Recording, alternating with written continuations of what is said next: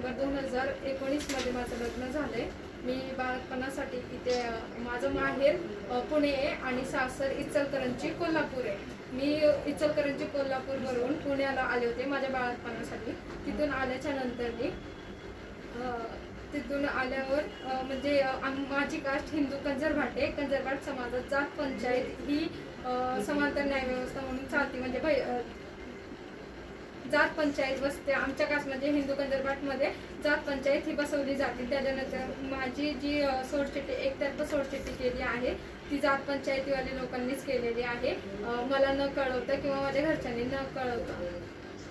काय मागणी काय आहे आता माझी एवढीच मागणी आहे की ज्या लोकांनी एकतर्फा माझी सोडचिठ्ठी केली आणि ज्या लोकांनी माझं म्हणजे त्यांचं दुसरं लग्न लावून दिलं त्या सगळ्यावर गुन्हा दाखल व्हावा आणि मला न्याय मिळावा, एवढीच माझी विनंती आहे। मी तक्रार करणं गरजेचं असतं, त्या पद्धतीने पोलीस स्टेशनला ह्यांनी तक्रार केलेली आहे। तर आम्ही तिथे वाट बघतोय की पोलीस स्टेशनला जर झालं, तक्रार झाली, तिथे FIR झाली आणि सगळ्या जात पंचायतीच्या पंचांना जे लोक घटस्फोटासाठी बसलेले होते, जे लग्नासाठी एकत्र बसलेले होते, तर या सगळ्या लोकांच्या विरुद्ध जर कारवाई झाली, कारण पहिलं लग्न अस्तित्वात असताना दुसरं लग्न केलं तर ते BNS प्रमाणे नवीन 82 आणि जुना 494 प्रमाणे गुन्हा होतो IPCचा। तर या गुन्ह्याची नोंद झालीच पाहिजे। आणि दुसरी गोष्ट आहे, सामाजिक बहिष्कार विरोधी कायदा आणि IPC दोन्ही पॅरलल म्हणजे एकत्र चालतात। त्याच्यामुळे इतर कायद्यांचे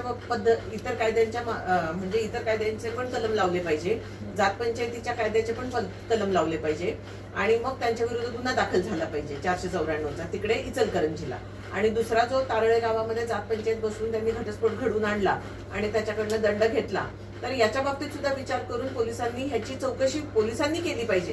कारण आम्ही जेव्हा तक्रार घेऊन जातो, एखादी पीडित व्यक्ती जेव्हा तक्रार घेऊन जाते तेव्हा पोलिसांचं काम आहे तक्रार घेणं, घेतल्यानंतर तुम्ही चौकशी करा आणि चौकशी अंती तुम्हाला काही पुरावे मिळाले नाही तेव्हा तुम्ही सांगू शकता हे रेकॉर्डिंग आहे म्हणतायत, तर रेकॉर्डिंग घ्या ना तुम्ही, कोणाकोणाचे रेकॉर्डिंग आहे ते घ्या, त्यातनं माहिती काढा, त्या माणसाला बोलवा। पण पोलीस कारवाईच करायचं नाही म्हणतात, आमच्या हद्दीत येत नाही, आम्ही करणार नाही, आम्ही बघणार नाही, आमच्याकडनं होणार नाही। अरे ही काय भाषा झाली का? कायदा कुणासाठी आहे?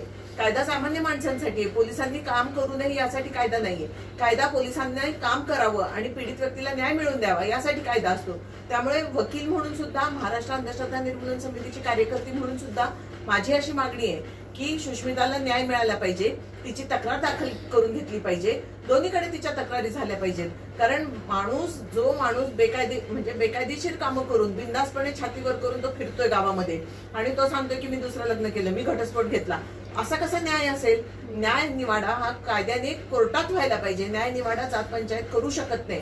समांतर न्याय व्यवस्था चालवण्याची त्यांना कुठलाही अधिकार नाहीये, तरी सुद्धा ते मुजोरीच्या जोरावरती आणि पैसा आणि पावर याच्या जोरावरती, मसल पावर, मनी पावर या जोरावरती त्यांची कामं चालतात। त्यांचे सगळे जात पंचायती ह्या बरखास्त झाल्या पाहिजे, हे बंद पडले पाहिजेत आणि सामान्य माणसाला कायदेशीर न्याय मिळाला पाहिजे, कारण त्यांना अजिबात अधिकार नाहीये समांतर न्याय व्यवस्था चालवण्याचा। आणि त्याच्यामुळे आमची ही मागणी आहे की जे गुन्हे करतात त्यांच्या विरुद्ध गुन्हेगारी कायद्याप्रमाणे त्यांच्यावरती कारवाई झाली पाहिजे।